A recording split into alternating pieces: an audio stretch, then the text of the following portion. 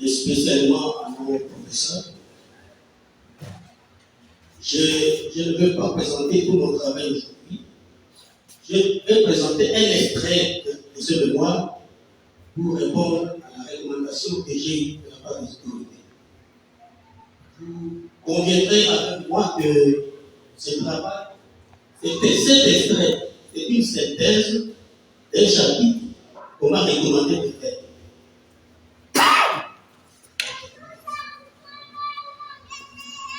Je vous demande la patience. Avec Dieu.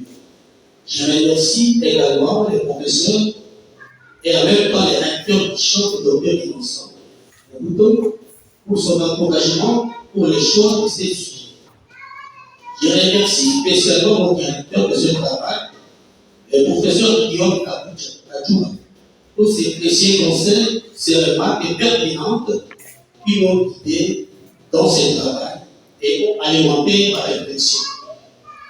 Un tout grand merci à tous les professeurs et spécialement au docteur Peter Katani pour un sacrifice de nous donner la connaissance qui sera couronnée par le diplôme de master. Un tout grand merci ensuite au pasteur Pivot et tous les conseils de l'église du diplôme DG qui m'ont aidé dans notre église et m'ont permis de découvrir les climats de ceux qui s'y vivaient et m'ont accordé de leur temps pour les entretiens, la communication avec les chrétiens de l'église du diplôme DG, qui m'ont apporté éclairage et questionnement grâce aux discussions que nous avons partagées et qui m'ont encouragé et soutenu. Dans notre mémoire. La dite synthèse, nous la résumons en 6 points, à savoir la politique de gestion organisationnelle de l'ICOM et la déclaration de foi et la structure. Deuxième point, nous allons parler de force. Quatrième point, nous allons donner les opportunités. Et cinquième point, nous allons donner les menaces. Et enfin, nous allons donner les recommandations ou suggestions pour éviter les déclins et favoriser la croissance intégrale de cette église. Ce travail est original du fait que personne autre ne l'a déjà présenté. Il y a là où il y a le cube, il y a là où il y a un point. C'est aussi une façon de se faire comprendre. Au niveau de l'articulation, on parlait d'une française, mais il faut y aller pour le mot. Au niveau de la présentation de votre travail, heureusement qu'il y a beaucoup à corriger. Heureusement, c'est un exemplaire, un extrait. Alors, vous allez travailler sur ça pour nous donner une bonne copie présentable. Maintenant, au niveau de quelques questions, géologiquement, la première question. Vous avez beaucoup plus insisté sur les faiblesses et les menaces. Et parmi les faiblesses et les menaces, il y a par exemple, ça veut dire l'Église est composée en majorité par les Congolais. Et qu'est-ce qui va se passer si tous ces Congolais-là partent par exemple? Qu'est-ce qui va se passer? Est-ce que l'Église locale est en train de penser à ce qui va se passer après les Congolais? Ça, c'est une première question. La deuxième question, qu'est-ce que vous êtes en train de faire? Ou qu'est-ce que vous allez faire?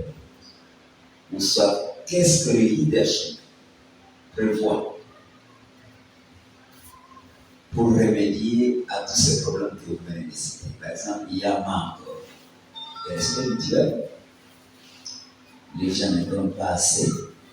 Alors, le leadership de l'Église locale, qu'est-ce que vous êtes en train de faire pour remédier ou pour pallier cette situation? Merci pour les questions. Je commence par la première question. Ce que nous allons faire pour éviter à ce que l'Église soit fermée au départ de tous les Congolais qui sont réfugiés, nous avons commencé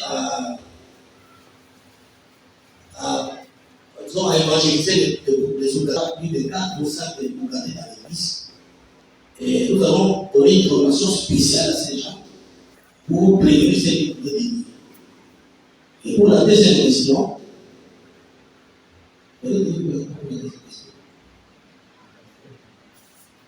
c'est que doit faire les leadership pour les médias. Voilà. Pour éviter toutes ces situations, c'est pour que nous devons décider l'église ou les leaders ont déjà commencé à faire des réunions pour amener les prédicateurs dans les petites crèches ou ceux qui enseignent à corriger, à amener les prédications qui amènent les gens à la repentance, qui amènent les gens à avoir l'amour. On a aussi fait beaucoup de réunions avec certaines personnes qui étaient concernées, qui étaient citées par d'autres comme des malfaiteurs dans l'église ou comme des gens qui critiquent souvent les autres. Mais malheureusement, il y a des gens qui ne veulent pas se corriger. Il y a des gens, quand vous êtes dans la réunion pour corriger sa copie, au lieu de s'excuser devant auprès de vous, ou de celui qui ont commis l'erreur, ils commencent à pleurer. Pour distraire